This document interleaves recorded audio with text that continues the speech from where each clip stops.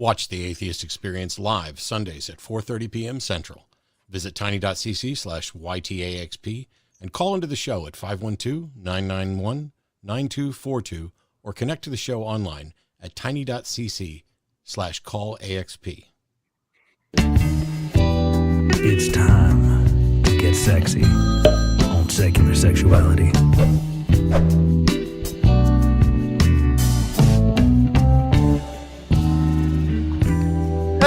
Hello and welcome to Secular Sexuality, the ACA show meeting and exceeding your greatest sexpectations since 2018. I'm Christy Powell. My co-host tonight was here just 2 weeks ago, but called me begging, "Please, sir, I want some more." Welcome, Nate Smith. Hello, love. Could I have a condom? Fresh out. And the pain of parting is nothing to the joy of meeting again. Welcome back, Kara Griffin. Hi, thanks for having me. I'm not going to even attempt a bad accent. It's better radio. That's fair. Well, tonight we're casting off the burden of puritanical expectations and talking in bad Victorian accents, as you all can hear. So, give us a ring on the telly, questions, stories, 512-991-9242 or tiny.cc/callsex because the show is coming right now.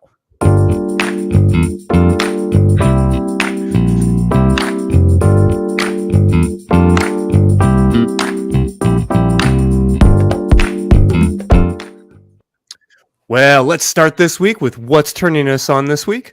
Kara, super excited to have you back. Tell me what's got you revved up. What's got you turned on right now?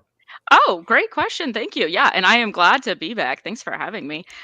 So I guess for me this week, I have a sort of new relationship partner situation happening. So everything is the short answer to your question. But we're definitely been, enjoying trying old things with new people, new things with a new person, and definitely getting into some of the S&M of the sort of lifestyle situation. So that's been a lot of fun, trying new things. Having a Young good time love. with it. Yeah. How about y'all? Yeah, Nate, what's got you going? Blindfold sex. Sex with blindfolds on. Okay, yeah. Hit me. Something new my partner and I have tried. Not just one person, mind you, both of you blindfolded, like a sensory deprivation sort of exploration kind of thing. Tons of fun. Especially, and this I didn't tell you this before the show because I wanted it to be fresh, but you start at opposite ends of the room. Okay, all right. So this game has some details. Yeah. This is like a this is a sexy scavenger hunt, baby. Is what this is. And let me tell you, the prize is almost certainly going to be worth it. Give it a try, folks. If you haven't tried sex with blindfolds on, I highly recommend it. It is a ton of fun. So is it like a Marco Polo kind of situation? Like, do you help your partner find you, or are you like making it difficult? Yeah, is there a dominance component here? I feel like there are a lot of different directions how this could go, and I am here for all of them. Okay, well, we sort of have our paradigm kind of figured out after 10 plus years. So it wasn't like a Marco Polo kind of thing. It was sort of just a find each other, and maybe the kind of awkwardness of it made it just a little bit hotter. Oh. Because you kind of like, there's like some trips and I might have stubbed my toe and it's like, damn it. But tons of fun. No rules. There's no rules in our bedroom, as you can probably tell. See, I like what you did there. I'm a very awkward person and like trip and fall all the time. And I see how you've just like rolled that into part of the sexiness of the game. Just make it a turn on. Yeah. Yeah. I mean, if you make it all official and try to like I said, rules, schmools, right? Throw on the blindfolds, see what happens. And again, as I've said before, always bring a towel. Always bring a towel. Well, great advice. Thank you both so much for some of these ideas. But let's jump into a conversation about purity culture. we're Mhm. going to kind of mix it up and cut through some of these ideas. And I know that for a lot of folks listening, this is kind of our bread and butter and stuff that we've definitely talked about before. But can you two maybe take a moment to just kind of define that idea and let people know what purity culture means, what that looks like? Yeah, sure. So, I guess I'll tell you from my perspective. It was usually when we're talking about purity culture, we're talking about a movement that was kind of big in the evangelical Christian community, and it started in kind of the 1990s, maybe a little bit in the 1980s. That had this big component to it that was about first and foremost the pretty rigid gender roles and this idea of men are bringing a certain brand of masculinity to the table, and women are bringing this version of femininity that's very much rooted in this idea of purity and modesty. And so it was kind of this big push for abstinence only and absolutely no kind of physical intimacy before marriage. And I don't just mean sex, but really anything. And was very mixed up with these practices like getting a purity ring. Like True Love Waits was Mm, one of those big programs where people would go, and basically it was focused on like teens and preteens and like churches and youth groups, and it was this push to get them to basically promise that they would remain quote unquote pure, which is a very problematic term, sure. and until after they're married to another Christian partner who has also made themselves pure until marriage. But it was primarily pushed on girls. It was technically for boys and girls, but the purity aspect of it was really pushed a lot onto girls or people who were being treated as girls, because there's really only two genders and sexes in this conception of relationships. And so it was a lot of just kind of almost coercing people into agreeing to abstinence, no kind of anything to do with sex before marriage. And a lot of people found, years down the road, that that led to a lot of negative outcomes for people who went through that program, like especially guilt and shame around sex, even later on in life. Yeah. No, and I like to highlight the time that my stepdad gave away like 10 different copies of Joshua Harris's I Kissed Dating Goodbye to like every kid in my grade, so that there was, nobody available to me romantically or sexually, basically until my mid-20s. Nate, before we jump any further, is there anything you'd like to add to that? Well, I grew up in a pretty religious Pentecostal family, so I wasn't forced to wear the purity ring or anything like that.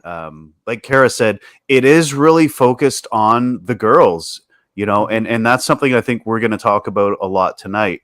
Is how religion seems to shame women and reward men for their sexual desires.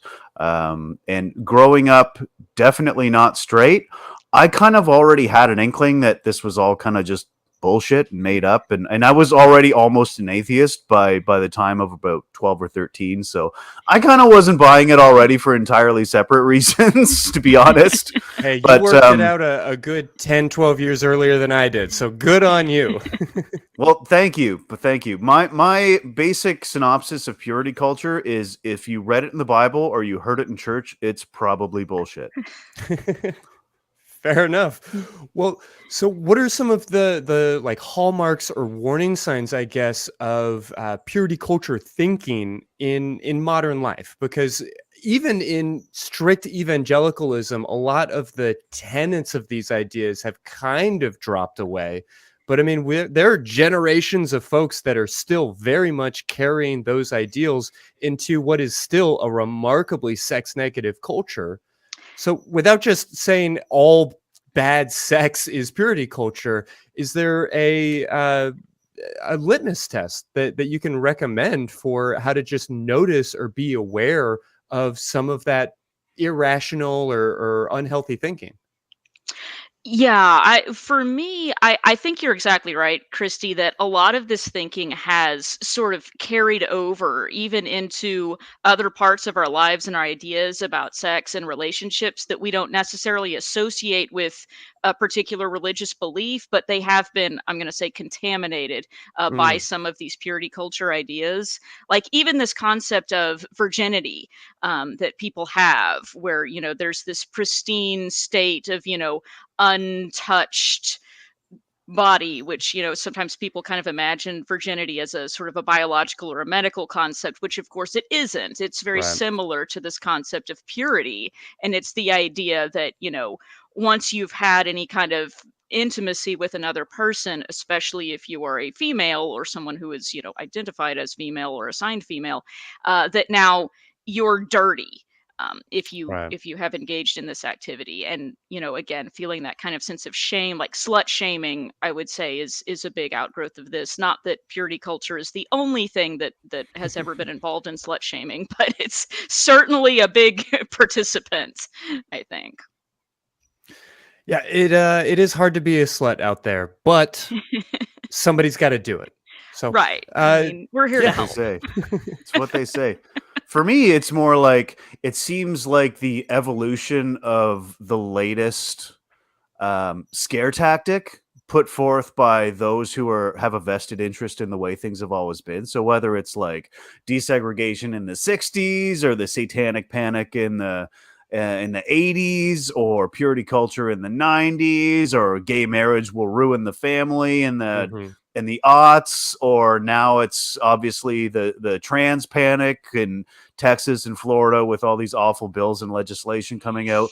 It's just the latest iteration of trying to make you scared of something so that these people can control you. For me, it's all about control. Yeah, The that beast takes different forms. Yeah. no, that hits hard. That hits hard. Mhm. And I do think that these are political ideals in a lot of ways. I mean, we're Yeah. gonna Yeah. settle in here in just a moment to kind of talk about our own personal sex lives and maybe how we can get rid of some of the gunk and some of the like wrong-headed beliefs. But yeah, these are large scale ideas that have huge impacts on the way that we vote and on the way that the way we fund medicine, the way we even conceive of medicine, just as a starter. So I think that's an important thing to keep in our back pocket right now. Mhm. Yeah, absolutely. It's anytime someone is trying to make you think something without giving you a damn good reason why, think what do they want me to think this for? Like, what are Yeah, they what's trying their to make motivation? me Sure. think? Yeah, and Yeah. news articles, purity culture, church, doesn't matter. Across the board. Maybe this is the nonprofits show and coming out in me here, but healthy skepticism always a good thing. No, I totally agree with you, Nate, that I was just having a conversation with some of my students the other day about this, which is, whenever someone's like coming at you to tell you, here's what the natural world is like, I'm using heavy air quotes, and here's Yeah. what biology says to me, that's a big red flag that you're about to hear not about science, but about someone's ideology, their politics, their religion, and their idea of what social hierarchy they would like to maintain control over. And it's very easy for people to go into justifying this on the basis of its biology, and spoiler alert, it is definitely not.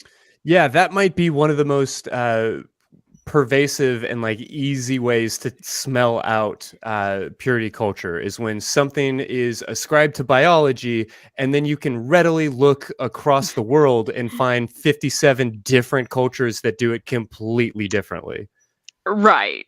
Yeah, it's weird how biology skipped so many people and the Yeah, rest of the animal kingdom. Right. it's red-blooded American biology. This is what it That's is. right.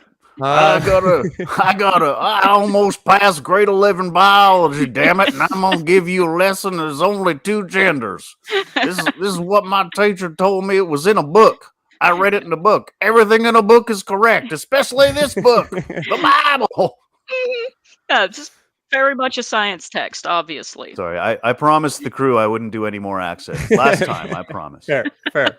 Well, so what I was hoping to do tonight was to present some of these purity culture beliefs in sort of their like raw, large form, And I feel like most of these things that I'm going to bring up are all topics that anybody who's watching this show has likely already kind of come to terms with and like, no, isn't true.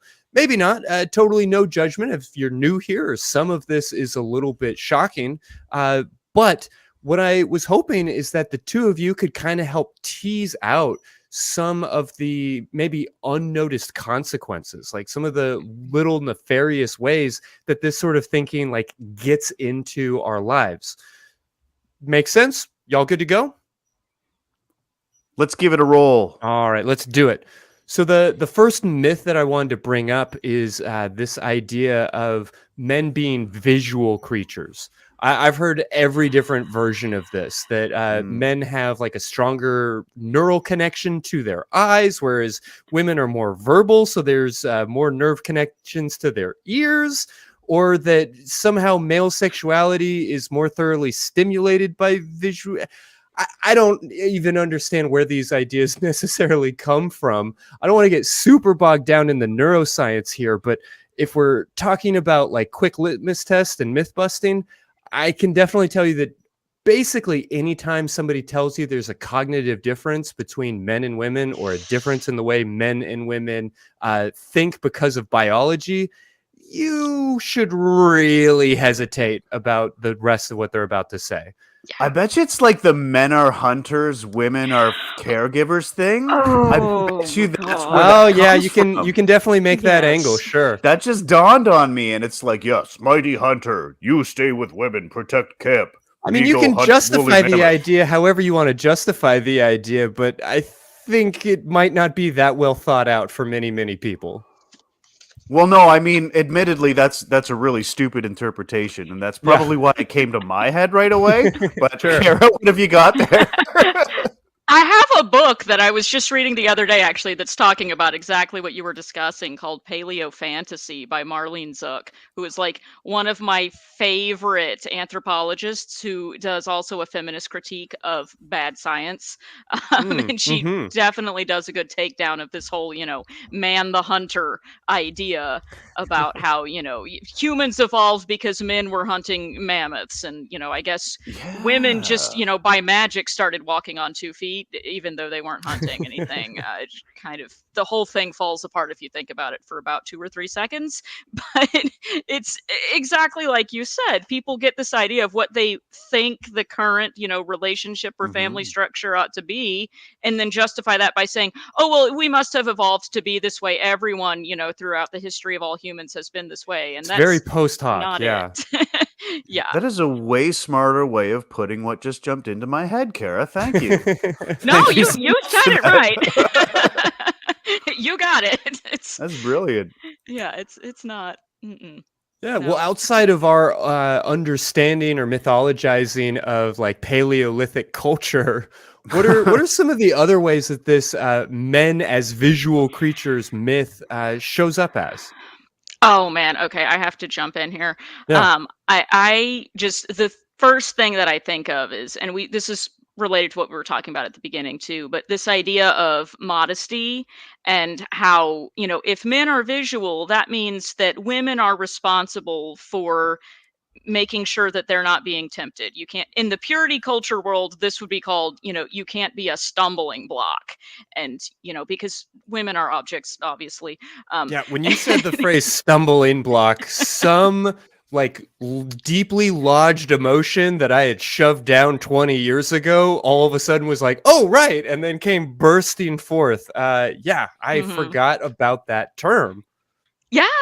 Oh yeah, and it's so dehumanizing. It's, your whole purpose in life is to either get out of the way of men, or you are a block, that just a literal object that people will trip over because you have nothing else to contribute other than being in the way. And you're being very sinful by doing it, by wearing regular clothes. Because again, in the whole purity culture kind of idea, you're a slut, or you're being a stumbling block, or you're tempting men if you dress the way the rest of the world dresses, which I Hmm. guess these people don't realize that there are different styles of dress throughout the world, but they use the word the world. And they mean if you're wearing normal clothes. So, you have to go out of your way to make sure that you don't wear clothes that are too tight, or you can't wear shorts that are too short, or, anything like that. You can't wear anything that's low cut. And there are different degrees to which people would prescribe these clothes. But even outside of that, like, we see that all the time when every year, in the news, you'll read about something has come up where someone's school district is sending girls home from school because they wore leggings, or they wore a shirt that was off the shoulder. And what's the reason behind that? Well, they're distracting the boys. Hmm. And so this thought process is not just wrong, but it's kind of like Nate was talking about, in that it's maintaining this kind of patriarchal hold over people, to where women are out of place in public. You can be excluded if there's a conflict. Women are the ones who don't belong. And if you just show up and have a female body, or female looking body, then you're a distraction, you're wrong, you're evil. And you're disrupting the whole thing. And that's just a way to keep women out of education, out of the workplace, out of the public sphere. And that's, to me, it's hard to see any other goal than that behind that Yeah. reasoning. No, and I don't want to write it out like some well-conceived of conspiracy, because it really is a lot of awkward stumbling back and forth. But there's a reason why these ideas continue. There's a reason why they Hmm. perpetuate, because, yeah, there is something very tempting to a particular worldview, that around the idea that a little girl with a skirt that is slightly shorter than they think it should be needs to be sent home so as not to harm or distract from the education of a 7-year-old boy. And that message is reinforced and reinforced Hmm. in so many different aspects of the culture, that we might try and blame it on this like bunk neuroscience around vision and sexuality. But there's something very tempting about that idea that keeps it relevant. Yeah, and Yeah. a dangerous extension of that too is when you get to women being blamed for sexual assaults, and even worse than that, you have these poor Muslim women walking around in black sacks in 110-degree heat because God forbid they should show an ankle and all the Muslim men go wild. Hmm. Right. And it's just this whole assumption that, well, she should know that he's going to have a certain thought if she's dressed a certain way. And, kind of to your point, Nate, I guess whatever the biological thing is that, makes men's visual desire go off must vary from culture to culture. So I don't know how that's biological, but And let me just say, I hmm, have nothing against Muslim people. I'm just saying that yeah, that particular part of that law, Sharia law or yeah. whatever it is particularly disgusting to me, and is the end result of this kind of flawed thinking. That's all I was trying to say. Yeah. Oh yeah, no, I totally hear you. Yeah, it's this idea that, you've done something that has, you've stepped out of your umbrella of protection, as it were. Mhm. And now you've done the wrong thing, so you're subject to being assaulted. And you must have known that was coming, because why didn't you cover up more? I mean, it's just, and I'm saying that, kind of like it's an exaggerated way, but that's something that is said to people who are assaulted. It's very much connected to real life consequences Sure. that are just outrageously false. Well, I want to cover a lot more ground tonight, so I'm going to move us on to the next idea. But before I do, can I give each of y'all, 10, maybe 30 seconds to just kind of rapid fire some of the other maybe unintended consequences or maybe unnoticed consequences of this idea in our culture? Uh, Kara, I'll start with you if you're ready. Yeah. So, I mean, again, with this whole thing that like men are visual, and there's also then the sort of other side of that, which is that women are not visual. And usually they'll say, oh, women are like emotional, which it's going to take me more than a few seconds to unpack that, so I'm not even going to go there. But this false idea, then, especially if you think about it in the context of purity culture, where people are not receiving any other kind of sex education, usually, you can come out with some really weird ideas about what you're expecting men's sexual response to be. And, people thinking that, oh, well, in the presence of, any kind of female body, because of course men are only attracted to women, and those are the only choices. But you get this idea that, it's not only uncontrollable, but that then the male sexual response will be instantaneous. And, all it takes is, if I flash someone my boobs, he will immediately be aroused, and, everything will be fine. And, perhaps hot take, perhaps men are in fact more complex than that. I don't know. Yeah, that's kind of the other side effect, right? That it gives off this sort of like every guy is a dad from a CBS sitcom, just this sort of like bumbling oath. It's like, oh, boobies, oh, I'm powerless to stop it. But Nate, anything else you'd like to add before we move on here? Yes. First of all, I am not Al Bundy. Okay. So, yeah, one couple things. Number one, the effect of men being visual leads to just boring pornography. Right? There's so much better stuff out there that you could be enjoying, like blindfolded sex, for example. And the other thing that really struck me is that this can lead to shallow, kind of broken, shitty relationships as men try to trade up for the hottest girl they can find kind of thing, as opposed to going for a more deeper bond and a more, someone they'll actually be happy with on a more emotional level for longer, which is just, it's bad for everybody. It's bad for the woman that is being treated like a commodity, and it's bad for the man that thinks he's in this constant competition with his buddies to get the hottest girl at the bar or whatever it is. And this may sound like I'm kind of gaslighting, but I see it all the time. And I'm sure you guys do too. Mm-hmm. Oh yeah, No doubt. absolutely. Yeah, that's a real thing. That's Nate's hot take on this topic.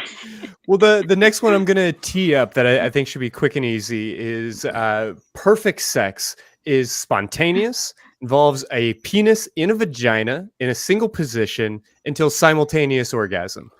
I don't know how many different dumb ideas I captured all in one, but yeah, it's worth pointing out, like, people aren't insects. We don't have these like mating rituals that are like perfectly choreographed. Instead, we're improvised, and we don't start or stop based on any like magical patterns. What would y'all add? What are some of the like maybe more difficult to see consequences of these ideas? Wait, are you saying I don't have to do a fan dance to get laid, Christy? I mean, you may or may not. That is really not my business. You have the right to whatever form of sexual expression applies. I could have saved so much time. No, I need to so see much on this show. I need to see peacock feathers, just a full array of them at all I'll times. DM you after the show, Kara. I'll DM you later. Thank you. I'm very visual like that. well played. Thank you. Goes with being non-binary. I can play both sides. Love it. Yeah, I have like 2 words in response to this. It's performance anxiety. Mm-hmm. Oh my goodness, the pressure that this idea puts on people is just outrageous. It's just the whole concept that it has to be PNV sex that ends in like simultaneous orgasm. Are you kidding me? I mean, I can barely have a conversation with someone without accidentally talking over them. Like, now we have to like coordinate all that too. No, I mean, that's so much pressure. It's not going to happen. And just putting that kind of stress and anxiety on people, I think, to me, is just the best way to not have a positive experience. I'm going to mention a book again here. Please. That I read recently, called "Come as You Are" by, I want to say it's Emily Nagoski. Mm-hmm, it is a fantastic book. We've definitely talked about it on the show before. Okay, fantastic. Yeah, I love that, where she basically goes through and like debunks like every part of that statement, which is just, it's just an outrageous amount of pressure to put on yourselves to do anything. And to me, just it's like you're working against yourself at that point when you're making these kinds of rules about how it has to go. Which who said it has to go that way? Why is that the only way to do it? I don't agree. There's plenty of enjoyable experiences I've had that did not include all or even any of those components. Right. No, those elements aren't necessary. And there is so much incredible sex that we are not having because we feel like sex is only that one thing. Or even if we dispense with a lot of those ideas, I think there are probably still plenty of people, men and women, listening right now that believe subconsciously that looking at a beautiful woman should instantly make a man's dick hard. And that's just not how it works. And there's plenty of great sex to be had without a hard dick. And the number of marriages that are destroyed, I mean, frankly, the number of people who are coming and paying me money to talk to them about these things is just remarkable. And I mean, the number of people who are not coming and then paying you to talk about those things Sure. too is probably. Hey.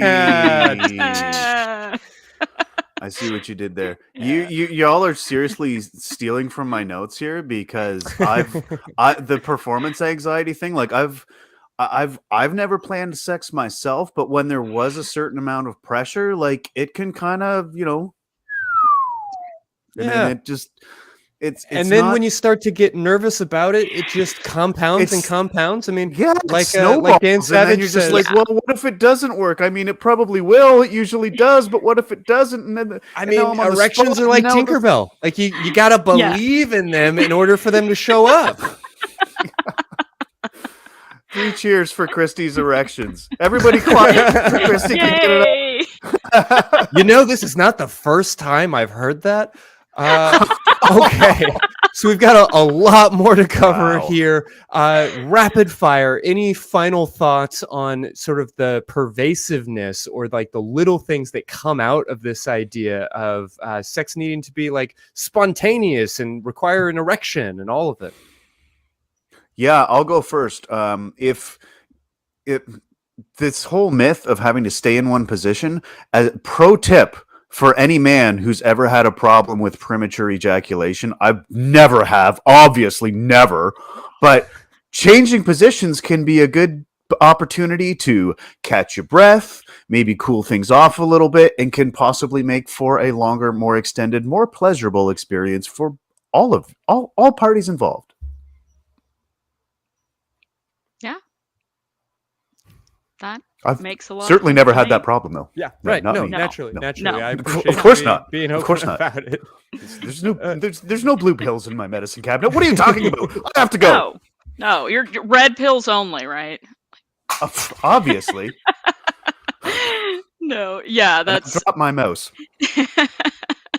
so true. Yeah, and it works the same, for female bodies as well. Like don't put a lot of pressure on your partner to perform, and don't put pressure on yourself to perform either. I'm not saying that it comes from one person to the other. This kind of thing can come from ourselves, even more, to where you're thinking, why isn't it happening? Oh my goodness, what if it doesn't happen? Am I gonna have to fake it? Like, no, don't do that. Don't. No. But communicate, folks. Like, if you're not expecting it to happen spontaneously, then that leaves space to actually have a conversation about, hey, this is a thing that works really well for me. Or, hey, what do you feel about this? And what's going on now? How is that for you? And would you like to do this or that or the other thing? And, maybe you can actually have a conversation about what really works, which might not be, those components that we just talked about, and actually have an enjoyable time and not feel bad about yourself. Yeah. I was listening to a presentation by Marty Klein today, and he said that perhaps the greatest sign of like a success or a happiness in your marriage is whether or not you would feel comfortable expressing to your partner, a finger in my butt would actually be great right now. I don't know if how anybody receives that, but it might be a good question to ask yourself. Like, is that anything you could imagine crossing your lips? Obviously, everybody's interests are different, but if you're not comfortable discussing it or asking for that, there's something to be aware of. Let's do just one more of these very quickly before we jump into the phones. the very common myth is the idea that we owe it to our partners to meet their sexual needs. I think that's a really complicated idea, and certainly one we could spend an entire episode on, but it's worth stating just at the outset that marriage and consent are totally different concepts.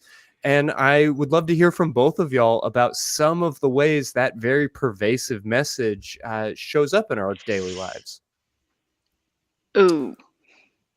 Well, I would defer to Kara being the guest, but I just want to say that I hate the word "owe," like owe it to your partner. My partner comes home from work hungry, and I make him a sandwich because I care about him. That doesn't mean I owe it to him to make him a sandwich, or vice versa, right? So I just think that yes, you obviously should care about your partner's needs, but it's a gesture of your kindness to that person. Like you're giving them a gift because you want to, not because you have to. Kara, what do you think? Mm-hmm. Yeah. Oh, I completely agree with you. Yeah. It's a really wrong framing of the concept. And, I don't want to, make it sound all like sunshine and roses, like, oh, yeah, you should want to do everything for your partner. Maybe you don't, maybe there are some things that are, genuine incompatibilities or, differences in interests and things like that. But yeah, to go back to what Christy said, I mean, consent is a thing. Marital rape is a thing. You are not obligated to perform certain acts that you're not comfortable doing. And again, to go back to the whole purity culture thing, and what's problematic about that is that it teaches this idea that according to a biblical passage that some people like to quote a lot, that your body belongs to your spouse. And that's a really strong word. Your body belongs to someone else. Consent was not a part of that framework. And a lot of people do take that to mean that, yeah, you owe it to your partner to, be available for whatever it is that they want to do, however often they want to do. And, I'm sorry, but a lot of people have different interests and preferences, but also even just differences in, the amount of times, per week or per month or per however often that they're interested in being intimate. And this idea that, someone is hypersexual or, not sexual enough, that this is what's normal and you have to conform to this or you're wrong, is completely unfair to people. And just one final point on that is that, in this purity culture idea where you're not really allowed to discuss or explore these things with someone before you're married to them, that's a recipe for getting mixed up in relationships to where you didn't realize you weren't compatible until it was kind of too late. And that's really unfortunate. I definitely ended up in a marriage like that, we could have avoided that real easily. But we weren't able to because we weren't able to have those conversations or those experiences ahead of time. And now you're stuck and you're supposed to pretend to be happy. And now you're obligated to do all these things. And that's not a good position to put people in.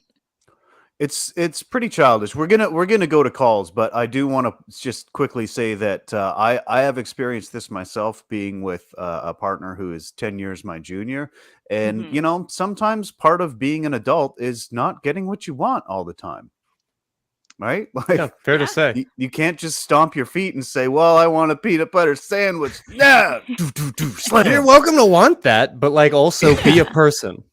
Exactly. Realize that you're not always going to get it. So we do have a couple of calls on the line. Julie, stay on the line because I really want to take Julie's call. But first up, we have Stephanie in Maine. Pronouns are she, her. Stephanie wants to point out, unfortunately, there is some pretty shitty legislation out there. Stephanie, tell us about it. Yeah. Welcome back. Well, there is some pretty shit. Hi, welcome. Glad to talk to Mr. Bundy, was it? Anyway, you pig. yeah. You pig. I think a whole bunch of the legislation that's running around the country with regards trans people, it comes right out of purity culture. It's like the purity of sex, the purity of gender. There's only one way. It's you're a boy, you're a girl. Yeah, this is how this goes, and you've just told up your stuff and all blah blah blah blah blah. But I think it's really critical to point out, in your preamble when you were first talking, which inspired me to call, is like you were talking about the legalization of gay marriage, the legalization of the court decisions about allowing gay couples to do what they do in the privacy of their own homes. The difference between that and what's happening now is that the rights of trans people are being made illegal. We used to be able to do this stuff. We used to be able to consult with our physicians. Our families used to have the right to make medical decisions about their children without the interference of the state. The difference is now you're making trans people illegal. I mean, it's a positive thrust to make a part of the human community illegal. And this is different. It's fundamentally different. There's an affirmative program to take what we used to have as a basic human right and make it illegal and erase the existence of trans people from the public sphere in every way, shape, and form. And I think it's really critical that people realize that this is what's going on. It's really fucking important that distinction get made. No, I definitely hear you, and I want to at least a little bit clarify for the audience my understanding, and correct me if you have a different one, but just to lay it all out there.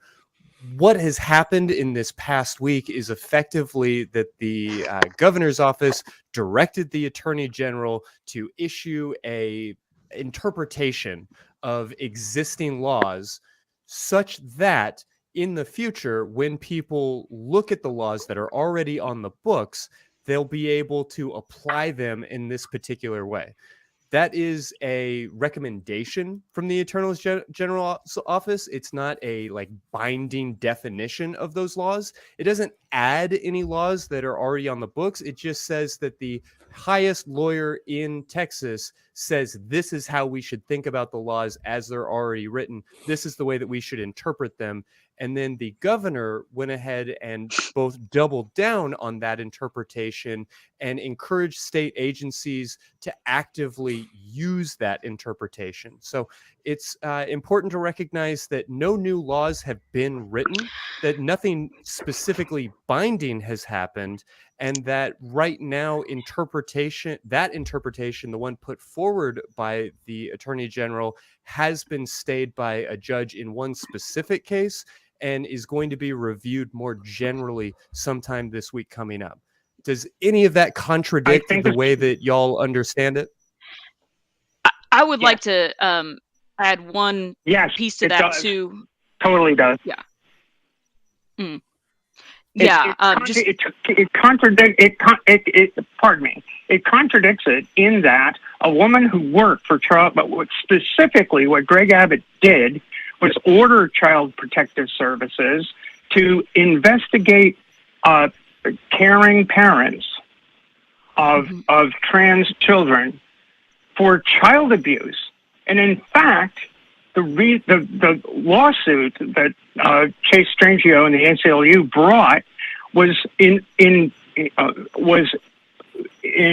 benefit to a woman who worked for Child Protective Services who has a transgender daughter. She was fired from her job.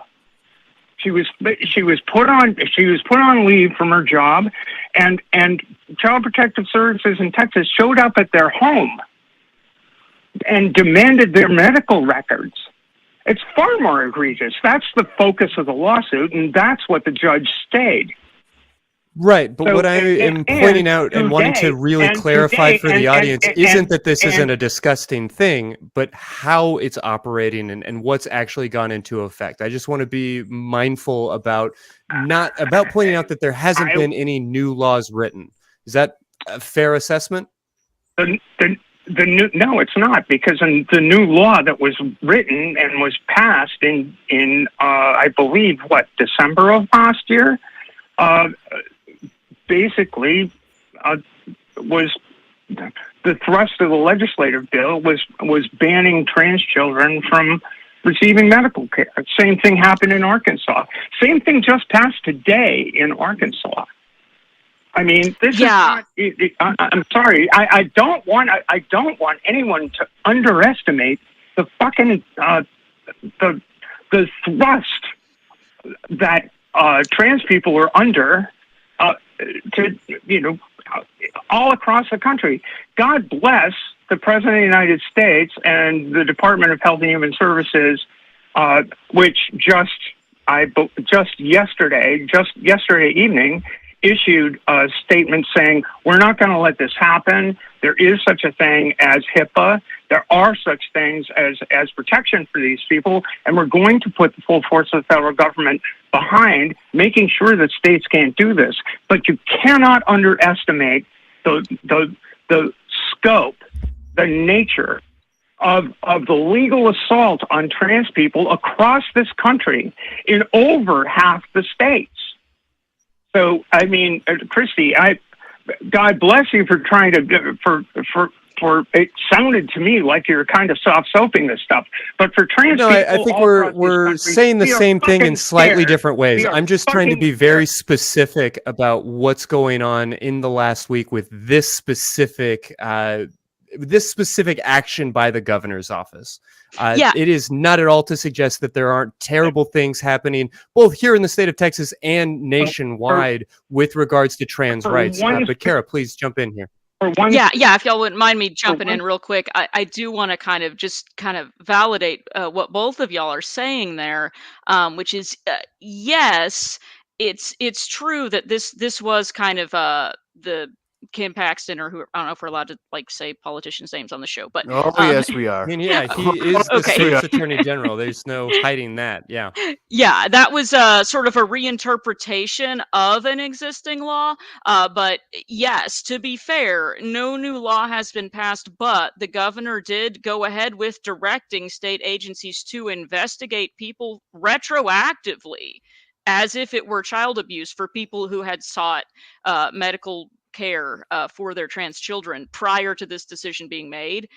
So they are going after people retroactively, which is, in my unprofessional opinion, not how the law works normally. But, this is something that we've been seeing in Texas lately, is a, attempt to go around the law in order to enact these, puritanical beliefs in what I would consider extra legal ways. And I mean, to Stephanie's point, that is a goal of the, purity culture, evangelical agenda, as it were, that it's not just to prevent sex outside of marriage, it's to prevent sex outside of what they view as, God's plan of who is supposed to be having sex. And the trans people, non-binary people, LGBT people don't exist in that framework. They cannot exist, and so they have to be erased in order for the logic to make sense, I guess. I absolutely agree that does appear to be at least the intention of some people to do that, and that does, in my opinion, align with the purity culture views. That was my experience as a young person who did not conform to necessarily either gender very well. Yeah, and Stephanie, you are going to want to tune in this Sunday for the nonprofits, because we talk about exactly this. We talked about the new "Don't Say Gay" Florida law that also kind of has some impact on gender identity. And we had Phoebe Rose on and student Dr. Ben. We had a good chat about that. I was just talking about that with Christy before the show. So definitely tune in on this, because we're definitely bringing this kind of bullshit to the forefront and shining a light on this evil attempt to backpedal human rights. So I think you're right that the trans community has it pretty much the worst of any segment of the population. I don't think any of us would argue with you there. No doubt. Yeah, well, I think that, again, I want to reiterate, these are pieces of legislation that are rolling back our currently existing rights, and it's in a large degree very different from the fight to achieve marriage equality. What we're fighting is the loss of our ability to make decisions for our family, and particularly for kids. And it's really a damn shame. And it's an attempted rollback. Absolutely. As we try to defend ourselves, I am gratified by the federal government's action, but we really need cis allies to realize the threat that we are under right now, because there are trans people. If you've got trans friends, you please reach out to them. Let them know you have their back and do something. You can't just say, I have your back, I love you. You have to start moving to stop these movements, because Alabama today, just the legislation to refuse medical care for people under the age of 19 passed the House, and it will be signed into law. And these bills are moving through state legislatures in over half the country. We need cis allies to do something to stop it. Truer words were never spoke. And I really fucking appreciate you giving me the opportunity to talk about this, because it's purity culture. Once you let it out of the bag, is gonna take away people's rights across the board. Maybe it starts with us, but it's not going to stop with us. Well, I really appreciate you calling in, Stephanie. Maybe we could talk about this a bit more in the after show. We do have a few calls waiting, so I do need to move on. But Stephanie, it is always a pleasure to talk to you, and I always enjoy your perspectives on what we're talking about. So thank you for your call. Thank you so much. Good night. Good night. Take care. Yeah. Stephanie, I always love when Stephanie calls, because she is so passionate, and you can hear that in her voice. And I mean, I would be too. I don't blame her. And again, folks, we do talk about this on other ACA shows as well. We're talking about it on the nonprofits this coming Sunday. And if you missed what we talked about last week on some of the other ACA shows, why don't we give you a little recap? I mean, there is nothing about anything else that we have done as a state in terms of the way we finance things, in terms of the way we legislate. It would make you think that we give a flying about taking care of kids broadly. Talking about Christianity in terms of like, well, I can pick through this and try to find the nicest things about it. The way we say it where I come from is you pick through the turd to try to find a bit of corn. What if we could take some fetal cell tissue and mix it in water and then create a big circle around the nation's capital, and that way no Christian nationalists can cross that line and get near the Capitol, because they'd have to cross a barrier of fetal tissue. So the experts in multiple fields of medicine, we've got the American Academy of Pediatrics, the American Academy of Family Physicians, similarly the organizations for adolescent and child psychiatry and for general psychiatry, they have been saying this for a while, that the best, most up-to-date standard of care for trans kids is to support their transition. Well, I have experience with the demons, with the spirit. Okay. How do you demonstrate to me what those laws are? How can I tell the difference between whether or not what you say is true or whether you're just making up?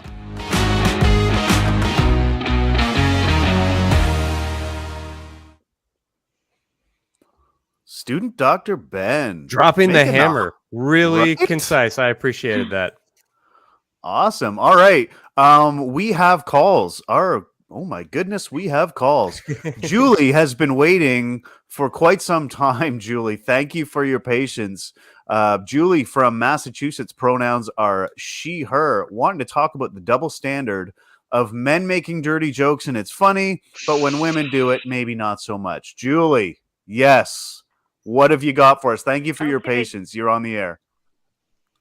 Okay, first of all, Christy, I don't want to know about your dick. Thank you very much. Sorry, I just Sorry, had to say that. sorry, it comes up sometimes. Wait a second. Hey. Hey. Okay, so I've got a really fucked up sense of humor. I've got a fucking gallows sense of humor, and you're hearing me say the word fuck, fuckity, fuck, like Cartman on South Park. Anyway, like, you know, growing up, I always had a weird sense of humor, and my mom and grandmother were like, that's not ladylike. And even as a kid in the 90s, I was like, what century are we in? And of course, these days it's gotten a lot better. If you're like a parent who votes Democrat or something and you say that, you're going to be laughed out of the room. But what I wonder, though, is like the origin of this, that like women shouldn't be exposed to hearing these things, hearing certain words, or they shouldn't say certain things. And this gotta guy keep on them pure. YouTube yeah, that's what I Oh, think. I was just saying, yeah, we gotta keep them pure, but please go ahead. This guy on YouTube, I mean, it sounds like you're affirming what I'm about to say. Like, I don't know, he didn't cite a source, but I thought if it's true, it makes a lot of sense. Is that like the idea is if they don't know what this stuff is and they don't say this stuff, they're less likely to cheat on their husband and make a man bring up another man's baby. And I want to know if there's some truth to that. Like, if you know about that. I certainly couldn't cite anything particularly scientific or sophisticated. I could imagine a world in which that's a conceptualization that some people use, but I don't know how much that really has to do with it, so much as sex is dirty and gross and women should be kept as far from it as possible. I don't know. Do y'all see a like a cuckolding concern as something factoring in here? It's something that I remember always hearing in these kind of purity circles was the idea that, well, you have to keep your thoughts pure because if you're thinking about sex, then you're more likely to do it. I can see it from that angle is that, if you're, it's kind of that idea that like if you think about infidelity, it's almost the same as doing it in real life. The idea of thought crime and everything like that is certainly a tack that people will take sometimes. And yeah, like you were saying, Christy, there was a lot of times another narrative that I would hear quite often among the purity circles, which was this idea that men felt okay being sexually experienced, but the idea was that whoever their female partner was supposed to have no experience or thought of sex with anyone but them. And so, yeah, she has to keep her mind pure and she can't know about anything and has to, learn everything and be taught by her husband and, completely is incapable of even, thinking about another man in that way. And so I think that might be getting a little bit at what Julie's talking about, perhaps. One thing I've also noticed, and this is something I've noticed over the years, is that it's almost cliche. It's like when I was growing up, it was my mom and my grandmother giving me grief about it, but my dad was like, who cares?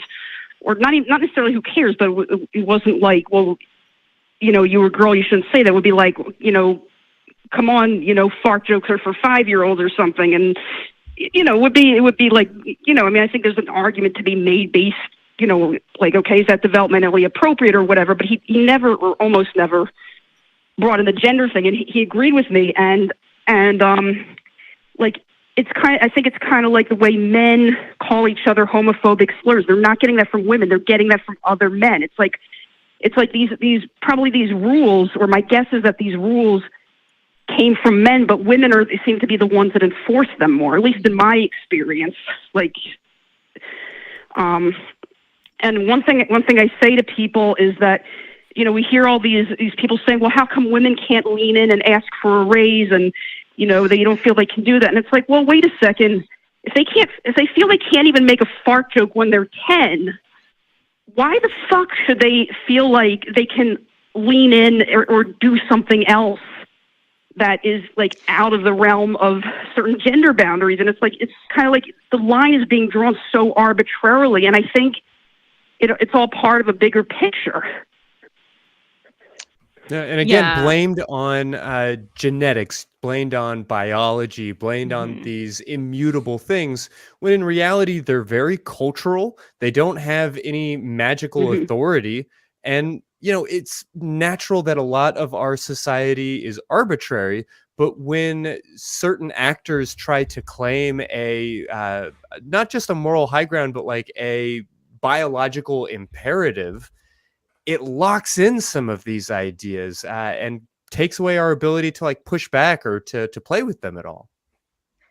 Yeah, I totally agree with you there, Christy, especially with that idea of leaning in, Julie, like you're talking about, you know, that's really been criticized as well, you know, for the idea that, yes, it's almost like blaming the victim. It's saying, oh, you know, women are paid less, you know, for equal work because they didn't ask hard enough for a raise. And this is, you know, biologically based because, you know, women want to collaborate rather than be in conflict, and, you know, all this whole song and dance. And if only they would just not act that way, then they could succeed. So it's basically their fault, but it completely, you know, takes away responsibility of a system that, you know, places restrictions on women and punishes them for behaving in that way, and really ignores that piece of the equation. And that's really not fair to do. You're setting people up to fail and then blaming them for failing. Yeah, we're like in high school when boys are the class clowns and they're joking while the girls laugh at their jokes. You know, I think it's all part of the same paradigm. Absolutely. Well, these two have basically already said everything that I would have said. So I'll just say, Julie, you sound like someone I need to have a beer with, or 7. Well, I hate beer, but I don't like the taste of alcoholic drinks. But if you want to come to Boston, you know, and, you know, get some iced tea with me, sure, we can do that. Oh, it is a date. Please come to Boston. No more singing. I'm not allowed to sing.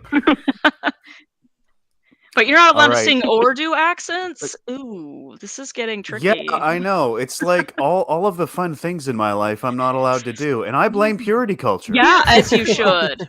I'll do right? I'll do a Boston accent for you. Pack the car. This is wicked cool. Yeah, and actually it's mostly a South Boston accent when they do that. But if you go to South Boston, it's like pack the car instead of park the car. That's so great, because my calibration phrase for my Boston accent is, I got some dark chocolate in my car. I don't think they say that, but they do say wicked a lot up in New England. They'll say that's wicked cool or whatever. Oh, Christy. I'm sorry, Christy. Sorry. This is so sorry. Sorry. He's sorry about it. See, culture is not immutable, and it varies from place to place, even if biology stays consistent. This is an important message. This is. Wow, I'm looking at the chat. 347 people love me. I'm so flattered. Hey. Thank you so much for calling in again. Definitely. 348. 348, all right. Yeah. Sorry, Christy, go ahead. All right, so we're gonna move on. But Julie, thank you very much for calling. And if I ever come to Boston, you are number 1 on my list for a cup of iced tea. Oh, okay, Nate. Thank you. All right, we'll talk at you later.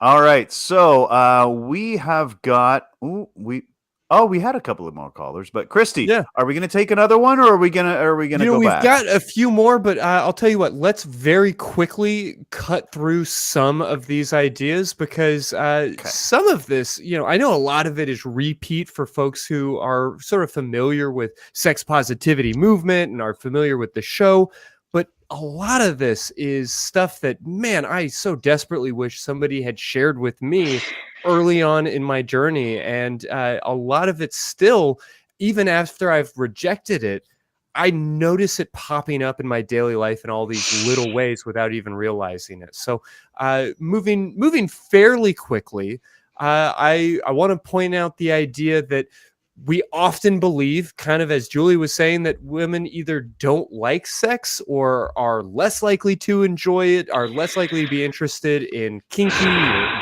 interesting sex, and just prefer to have sex less.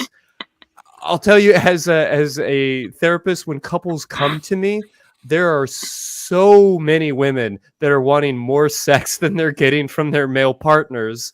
Obviously, we know there's no biological explanation for all of this. So just quick as you can, what are the ways that this shows up in daily life? Kara, your turn. Oh boy. Okay. Yeah. All right. Get ready. Put your seatbelts on. Sure. Okay. Yeah. Strapped in. Oh my goodness. So yeah, this one really gets me because it hits on, almost every one of the points that we've already talked about so far, when we're talking about, slut shaming and the idea of, biology determining things, but it's like fake biology. It's not real information. I mean, I cannot tell you how many relationships that I've been in that, the problem I'm putting in air quotes was, that I wanted sex more than my partner did. And the problem with that becomes not just that there's an incompatibility, but that, well, now there's something wrong with me.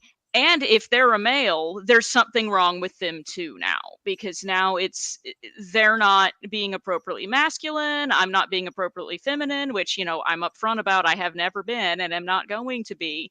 But nevertheless, people have expectations. And, it's completely nonsensical, to think that just because, okay, I'm going to drop another book recommendation here. Please do. 'Cause I feel like now that I've started a trend, I'm just going to have to keep going.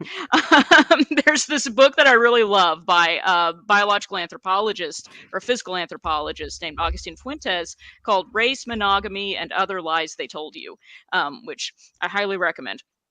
And he basically goes into some of the biology of this and tries to kind of outline where, there is some biology in terms of, differences between people who are assigned male at birth and people who are assigned female at birth. And those differences go, about this far. Right. Then the social and cultural assumptions that we make about those differences goes about this far. And I'm, For stretching the my arms as podcast far as I audience, can. Kara is indicating that it's a bunch of bullshit. Yes. She's caught a really big fish.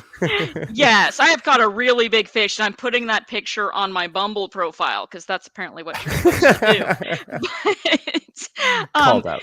Yeah, no, I'm calling that out. It's okay if you really like to go fishing. I do, but this is the problem again when people start making these assumptions and stereotypes about biology where maybe they saw a study one time where they saw a statistically insignificant result that 4 of the men in this study felt like they had a higher libido than some of the women, and I'm sorry, but that does not describe everyone's experience. And even if you can find, perhaps a small, average difference, that doesn't account for the range of experiences that people have that do not fall into that stereotype. And this idea, is further problematic when people are trying to talk about their experiences with their partner, and now you're being cast into a role where, oh well, you're not supposed to like sex, so now it's kind of weird if you do, and it's threatening if you want it more than I do, and on top of that, what's wrong with you, and now we can't talk about what's actually happening, because instead we're going to be talking about the threats to our identity and our ego that are happening because you didn't fit into this made up stereotype that's not real. And so you end up, just having this complete red herring, to continue on the fish theme, that doesn't allow you to actually express, your actual interest or desires. And that's, in my opinion, completely unproductive. Yeah, I like what you said, and I totally want to read that book. So if you could drop that in the notes, Yeah, we'll that definitely Yeah. have all of these in the Yeah. show notes for the episode. I don't expect That- anybody to catch them as we go, but yeah, please check it out. You can find that wherever you're finding this episode, as well as in the Secular Sexuality Facebook fan group. Nate, please, as quick as you can, where does this myth show up? Well, in my own personal experience, sorry to come after Kara's wonderful, brilliant response. With my experience, that I have never met a woman that didn't like sex, and I have dated women, and every man that I've ever heard reiterate this trope, I'm just like, no, man, women just don't want to have sex with you because you suck and you've got a really shitty attitude. So the other thing that I think this sort of attitude can lead to that's actually legitimately dangerous is the incel movement, is this whole attitude that, I want to be with women, but women don't want to be with me, and nobody will ever love me. And then we get some seriously dangerous shit happening. So that is a much more serious approach to, or a much more serious result of this kind of bullshit.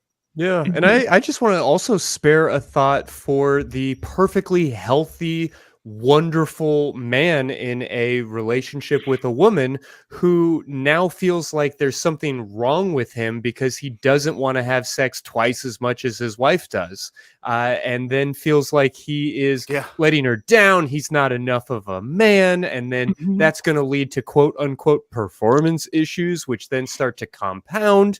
Because the moment you start to feel like you are not performing, you're going to not perform harder. And that really, really doubles down on itself. This is just a little bit bonus, but let's remember that you're not there to perform. You're there to have a good time. And if you start looking at it as a performance, you're going to get performance anxiety. And you don't need to be doing anything in any particular level of quality. But that's a separate topic for a separate show. I've got two more here, but I suppose I'm going to go ahead and bundle them up since we've got a couple of calls and we're getting a little bit long. I would love to have y'all just kind of as generally as you can, and then some of the little hairs that fly off of this, address the idea that arousal equals desire and that desire is always spontaneous. There's a lot there to pick apart. Y'all jump in. I'm just saying that occasionally somebody has to pull my ripcord before stuff happens. So yeah, I totally identify with that. Especially, in the case of mismatched libidos, you may have to spend some time getting your partner in the mood, and that's okay. Kara, what did you have to say? Yeah, completely agree with that. And also, the other side of the coin there is that this can go down a really dark path really quickly if you're having the opposite experience where you're not consenting to an experience and you don't want it to be happening, but your body is showing certain physiological responses, which can then be interpreted as, oh, well, you were obviously aroused, therefore you did want this to happen to you.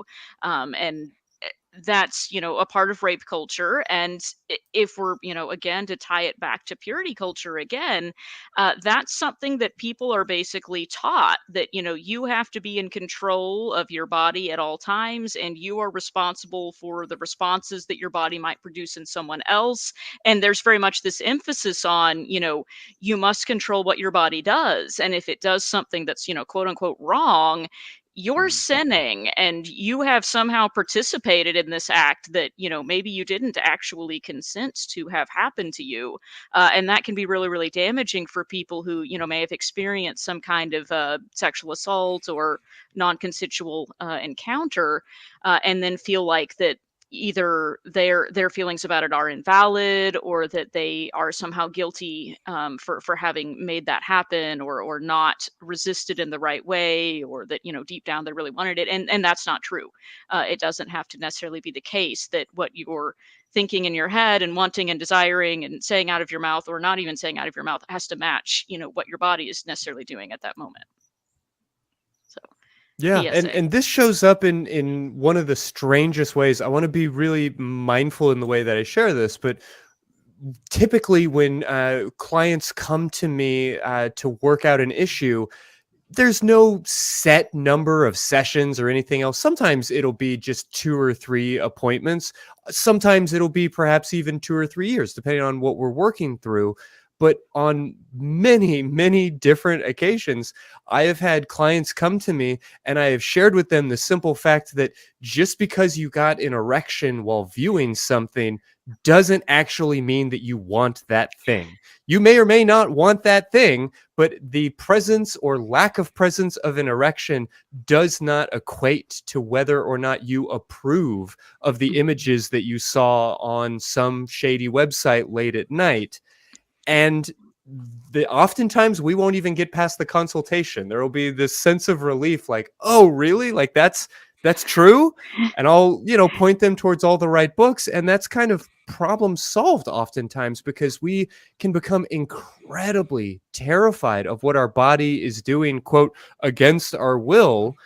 And that's just not anything that I would ask anybody to apologize for. Like an erection, as wanted or unwanted, as socially appropriate or inappropriate or not, is not under your control, and it's not an indication of what you enjoy.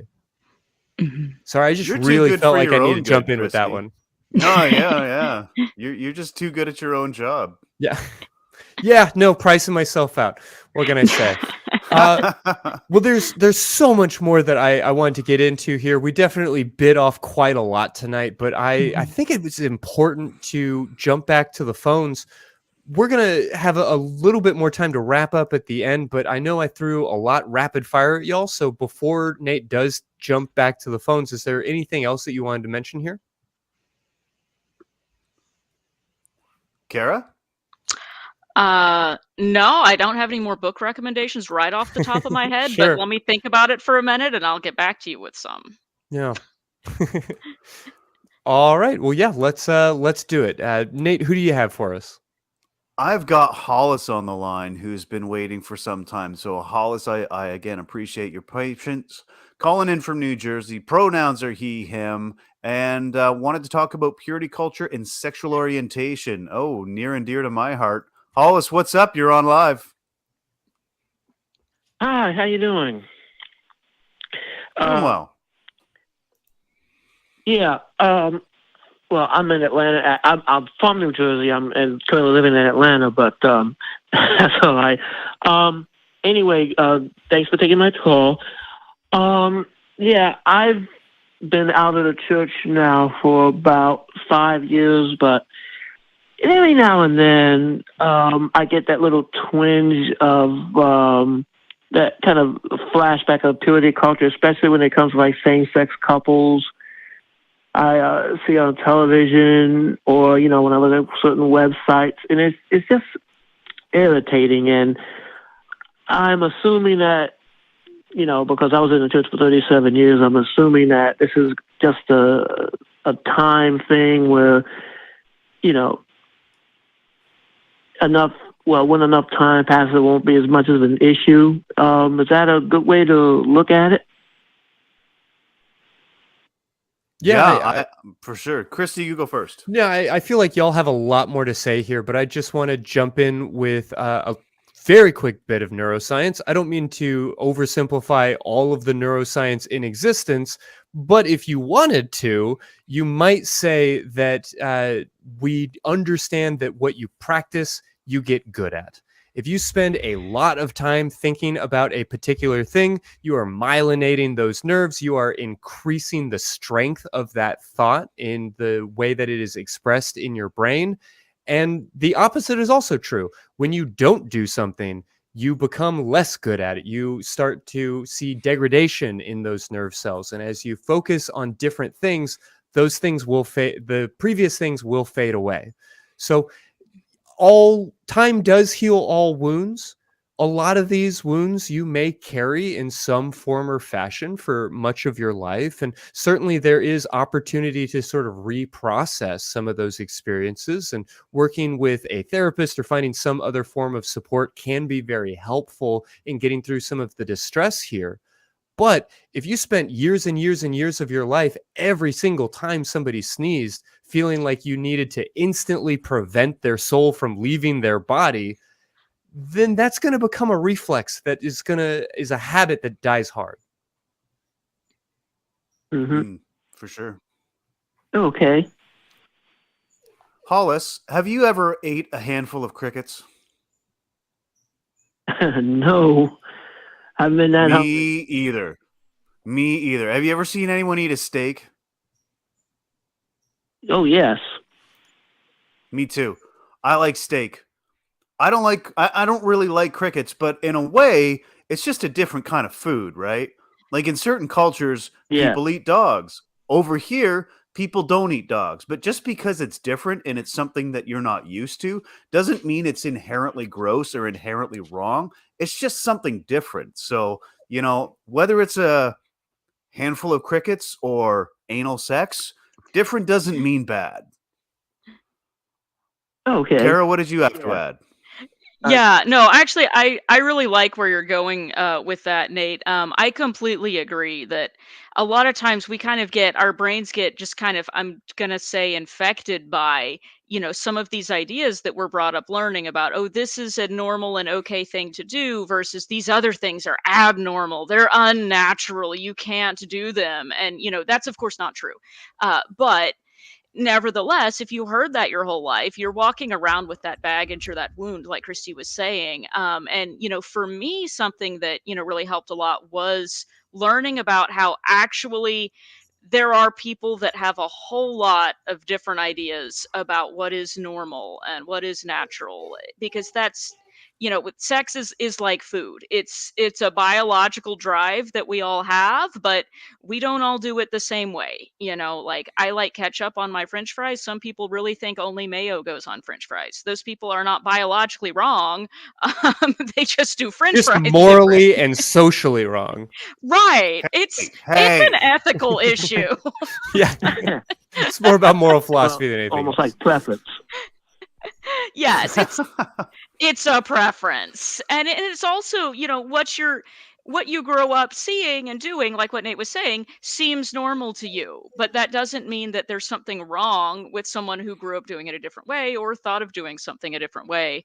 And so to me, kind of learning more and more about the, great diversity of human experience and human sexual experience that people have has gone a long way for me to kind of unpack some of those beliefs that I grew up with hearing were, natural or unnatural, and finding out, okay, that's factually not even true. Like, I just don't even have to worry about that anymore because it's just flat out not wrong. Not right. It's wrong. It's incorrect. It's not wrong. Unlike have I mayo made on that as fries, confusing which as is wrong. possible? Sorry, Yeah, I'm it's very confusing your wrong. metaphor. Okay. I'm confusing my metaphor. It's, what I do. Well, we're only allowed one metaphor per Okay. call, and I already snatched that one up. So Yeah. Christy's got something. I can tell he's chewing on something over there. No, I really just wanted to check in with Hollis once again and see if if any of this was easy to wrap your head around, or if there was anything in particular that we might be able to walk you through or even point you towards. No, you pretty much summed it up. And thank you, very much for taking my call. I know you have some other callers on, but you pretty much summed it up, and it's good food for thought. Mm-hmm. It is good food for thought. Crickets are food for thought, apparently. Well, I And appreciate you fries. calling, and I'll just say that I interviewed Dr. Daryl Ray on this show about how long it took for him to stop like humming or singing or hearing church music in his head. And he said that he would have to let me know. And this was, I think, some 60-ish years after having left the church. So, yeah, it's it can be a long journey, but it definitely gets easier. Okay.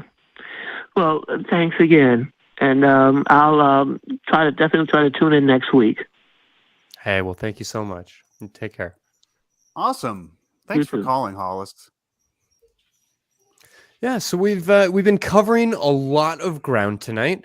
Certainly more that we didn't get to, but just broadly for people like Hollis that are beginning to perhaps deconstruct some of these purity culture beliefs or other aspects of religion, what would y'all recommend? What are the sort of good steps to break some of this down? Okay. Oh, sorry. Go ahead. Oh, I was just going to say something sort of akin to what Hollis was talking about with feeling, an aversion to things that you're not used to and leaving religion behind. I know, Kara, you're a part of recovering from religion. Mhm. I was a helpline agent for quite some time. I'm led to believe Dr. Daryl Ray had something to do with recovering from religion. But one of my favorite lines was always like when it came to people's fear of hell, and that was like another lingering thing aside from purity culture, is that knowing it's not real doesn't make it any less significant in your mind, right? Like there's an entire film industry devoted to scaring you, and like that, there's an entire religious industry devoted to scaring you, and that's sort of a parallel for purity culture. So it's okay to know that something's inaccurate and incorrect and still be bothered by it. Mhm. Sure, absolutely. Something can be true without being real. True to you. Mhm. Yeah, and something can be real without being true. Yeah. Yeah, that's definitely been my experience as well. Just because you've realized that you don't believe something anymore doesn't mean that you're not going to have an emotional response to it, because you may have been indoctrinated to have that response to it. And that might take a little bit of time to work through. And I mean, I still today will find myself thinking something or having an unfair, response or thought about something that I realize if I stop and think about it for a second, oh, hold on a minute, this is a holdover from some things that I was told. I'm slut shaming, or I'm feeling guilty about something that there's no reason to feel guilty about, and so on. Even though I don't believe that belief system anymore, you get in the habit of thinking and feeling certain things, and sometimes they can crop up. So yeah, I'm given to understand that that is a normal response. There are resources for that at places like Recovering from Religion, like Nate mentioned. Also, I thought about it for a second, Christy, and I remembered another book recommendation that I'm going to throw out there. Yeah, hit me. A book that I read that really spoke to me as someone who was assigned female at birth was the book Pure by Linda K. Klein, Mm-hmm. that goes over a lot of experiences of people, mostly women. It does have one trans man, if I'm remembering correctly, who's in the book, that give their experiences of how they grew up in purity culture and the ways that it affected them after they got older and started, being involved in intimate relationships. And, some of their experiences were things that, like, I had thought I was embarrassed to even talk about having happened to me, because I thought it was, something wrong with me, or this couldn't possibly be a thing that another person had experienced. But in fact, it is something that other people experience. And just realizing that and understanding that, I'm not broken, which is what, evangelical purity culture teaches you, is that you're broken and there's something wrong with you and you should feel bad about it. But that's probably not the case. And, being able to read about those other experiences or engage in a community where other people are talking about those experiences was tremendously helpful for me to realize, okay, I'm not the one that's the problem. This ideology is the problem. And that really went a long way for me to be able to kind of break down some of those assumptions and things that I was still holding on to without even realizing it. I am not the problem. This ideology is the problem. Mhm. Write that on your bedroom mirror. I think that that is a idea that many of us should hold in our back pocket. Mhm. It's a mantra worth repeating. Yeah. Well, Kara, I'm really glad that I got to be on an episode of SecX with you. I know, like, we've been Yes. sort of in the offing in the same group, and I'm sort of an RFR alumni. So I'm glad that Yeah. we finally got a chance for me to be on with you. But where can people find you? Oh yeah. So you can find me generally. Okay, I'm not a super expert at the social medias, but you can find me on Facebook. You can find me on Discord, on Twitter. I think they're putting up my background thing now. I'm also pretty active in recovering from religion as well. So you'll see me on Monday nights pretty often at the RFRX sessions. So yeah, feel free to reach out, message me, whatever. I am available to talk. Lovely. And you will be talking in the after show Yes. on the atheist community of Discord. Absolutely. Yes, I will be Yes, there. we will be there shortly. And folks, if you want to join us there, it's at tiny.cc/ACD Discord. Also, you can reach us on the Facebookies, on the Facebooks. It is it's a Secular Sexuality fan group. You can find us there at tiny.cc/FBSSG. And I don't know if Kara's there, but if not, they should be. Yeah, I believe I am there. I will double Perfect. check, and if I'm not, I'll get on there. Yes, please do remedy that. It's a good folks. time. It's a good time. I will. It is a good time.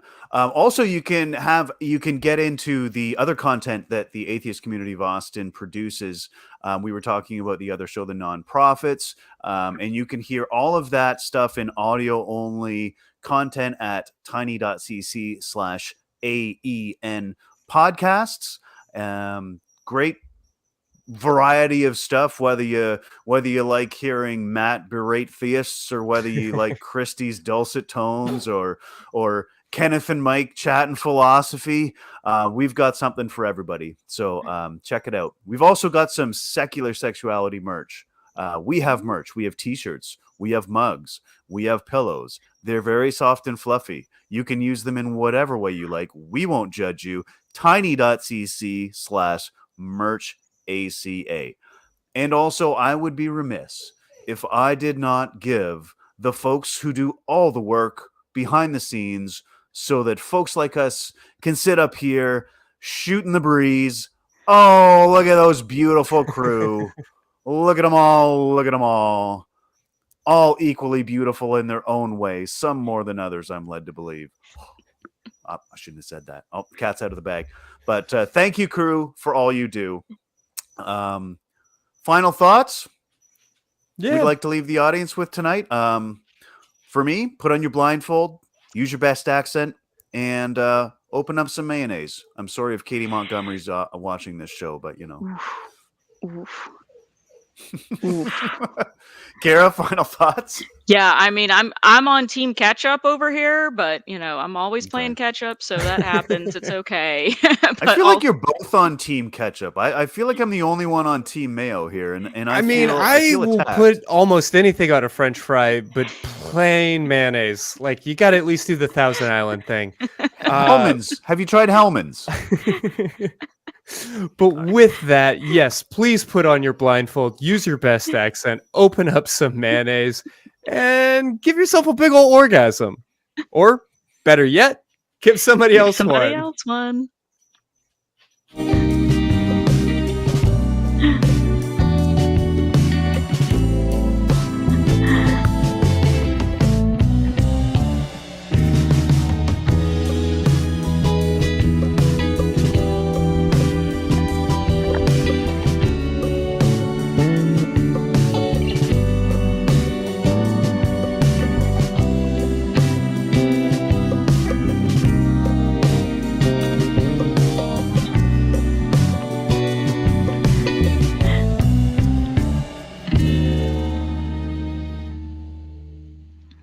Watch Talk Heathen live Sundays at 1 p.m. Central. Visit tiny.cc/YTTH and call into the show at 512-991-9242 or connect to the show online at tiny.cc/callth.